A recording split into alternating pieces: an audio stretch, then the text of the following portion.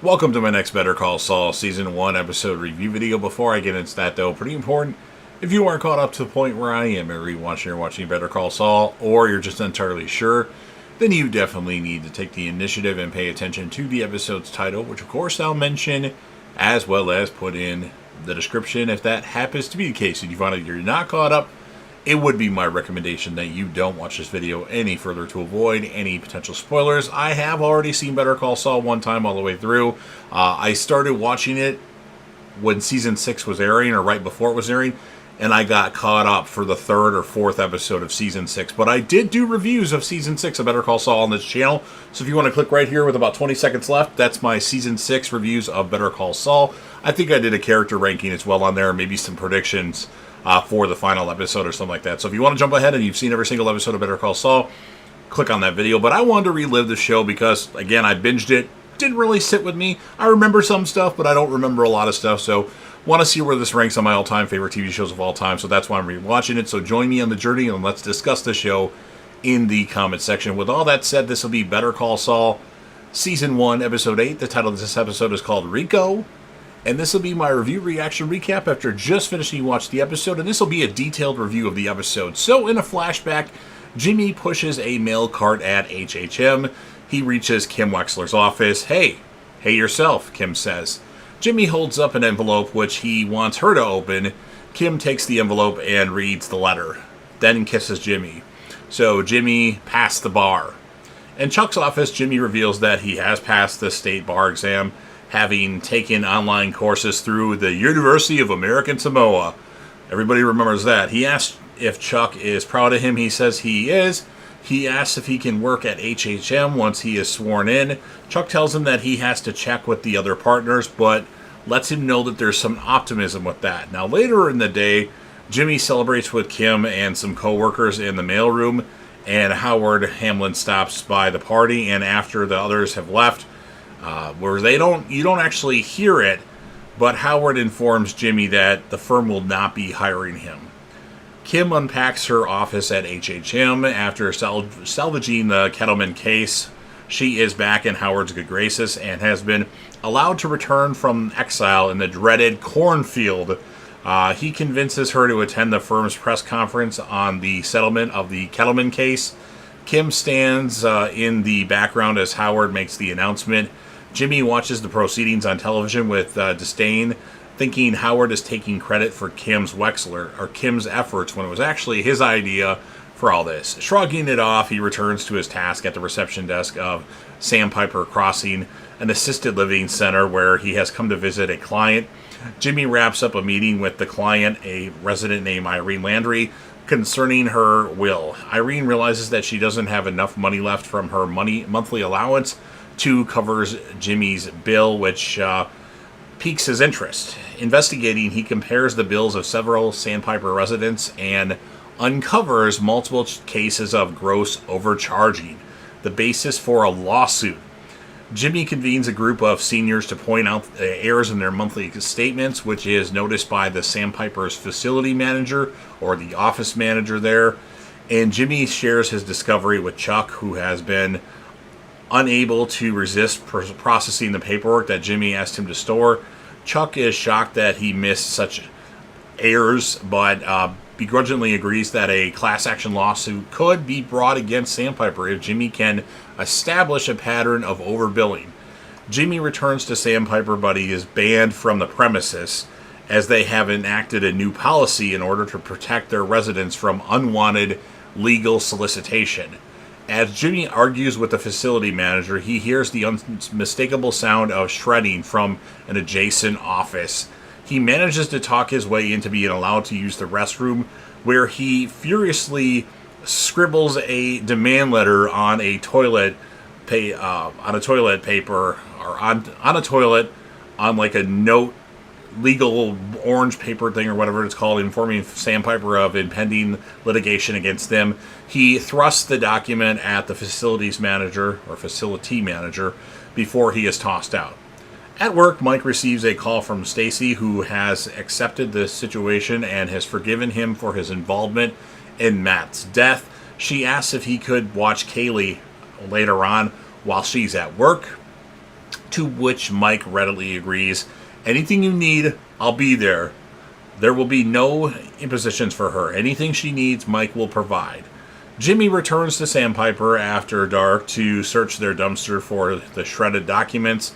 As he digs through the garbage, he receives a call from Richard Swikart, who is the Sandpiper's attorney, and Swikart also happens to be an old acquaintance of Chuck and asserts that he's calling Jimmy out of professional courtesy to him. He warns Jimmy not to pursue legal action against Sandpiper.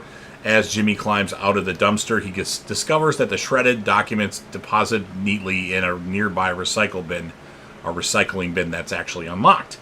At Chuck's house, Jimmy spends the entire night, piecing the shredded documents back together. The next morning, Chuck finds an exhausted Jimmy still up from the night before. He steps away to make coffee and returns to find Jimmy asleep.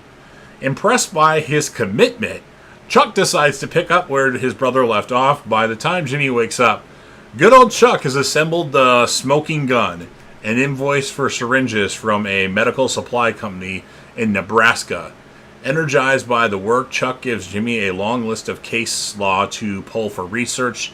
Jimmy, ecstatic to be working with his brother, hugs him, and then outside he calls Kim and asks her to print the case law Chuck requested and to bill Chuck's account. Although worried that Chuck's involvement with Jimmy's case could violate his contract with HHM and endanger his mental health, Kim proceeds. Meanwhile, Stacy arrives home from work. Mike, who has been babysitting Kaylee, gets up to leave when Stacy pulls him aside to ask for advice.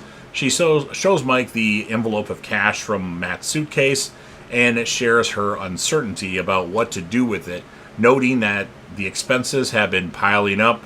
Mike encourages her to spend the money. Relieved, she thanks him, but mentions that this money is really only a drop in the bucket. Swikart receives a fax that includes a new proper demand letter from Jimmy and Chuck, along with copies of reassembled Sandpiper billing statements. Swikart and his team arrive at Chuck's house to negotiate with the McGill brothers. Jimmy meets them at the curb and asks them to leave their electronics in the car, escorts them inside, and seats them at Chuck's dining room table. He then ducks into the kitchen to get Chuck, whom he finds in a state of anxiety. Like, Chuck's freaking out a little bit because he's not used to being, normal again. And Jimmy assures Chuck, helping him into his jacket as he restores Chuck's confidence and leads him into the dining room. Now, Swikart concedes that some Sandpiper residents were overbilled because of an accounting error. He offers them $100,000 to reimburse the residents and cover legal fees, which with the caveat that Sandpiper admits no wrongdoing. Jimmy responds by referencing the syringe invoice, declaring pointedly that the inclusion of interstate commerce puts Sandpiper on the hook for RICO violations, elevating the case to fraud and entitling his clients to much higher damages. After a moment of intense private discussion with his team, Swikart asks Jimmy what number he has in mind, and Chuck, thus far silent, demands $20 million, or we'll see you in court. After Swikart and his team leave, Jimmy panics over the demand, and Chuck assures Jimmy that it's actually a conservative estimate for a multi-state federal class action lawsuit of this kind, and Jimmy falls quiet, catching a glimpse of the magnitude of this case. Chuck empathetically lists their next steps. Jimmy is ready to dive in. Mike adopts a dog, a shelter dog, and visits Dr. Calderia. I'm not exactly sure how you pronounce that. As the dog is examined, Mike asks whether he still has the work available to which he previously alluded. Later, Jimmy stops by Chuck's house with boxes of new paperwork. He leaves the box in his car, but is too tired to go in and get it himself. Engrossed in a file and impatient to get the documents he needs, Chuck walks out the front door, grabs Jimmy's car keys from the mailbox, and retrieves the box from his trunk.